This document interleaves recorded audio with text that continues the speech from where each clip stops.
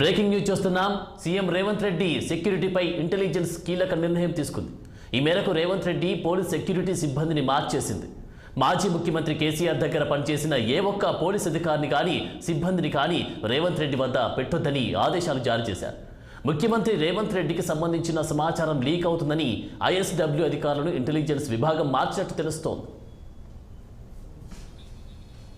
ఇక ఇదే అంశంపై మరింత సమాచారం మా పొలిటికల్ బ్యూరో చీఫ్ రామ్ మరింత అప్డేట్స్ అందిస్తారు. రామ్, చెప్పండి.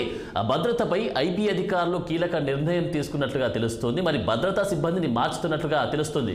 అప్డేట్స్ ఏంటి? ప్రస్తుతం సీఎం రేవంత్ రెడ్డి దగ్గర ఉన్న సెక్యూరిటీ సిబ్బందిని మార్చేసినట్టు తెలుస్తా ఉంది.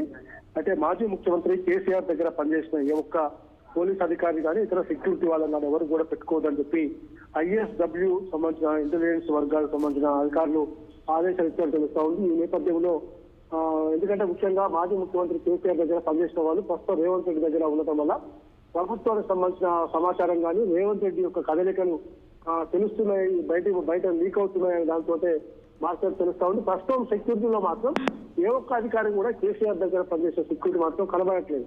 కానీ మీడియాలో వాట్సాప్ గ్రూపులలో రేవంత్ రెడ్డి భద్రతపై ఫోకస్ పెట్టారు, ఇంటెలిజెన్స్ వర్గాలు మార్చేశారని చెప్పి మాత్రం మీడియాలో వాట్సాప్ గ్రూపులలో మాత్రం ట్రోల్ అవుతుంది.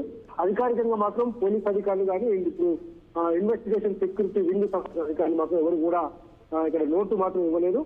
కాబట్టి ఈ పరిస్థితుల్లో సమాచారం లీక్ అవుతుందన్న కారణంతో ఈ అధికారులను మార్చారని చెప్పి ఇంటెలిజెన్స్ వర్గాలు మార్చారని చెప్పి తెలుస్తా ఉంది.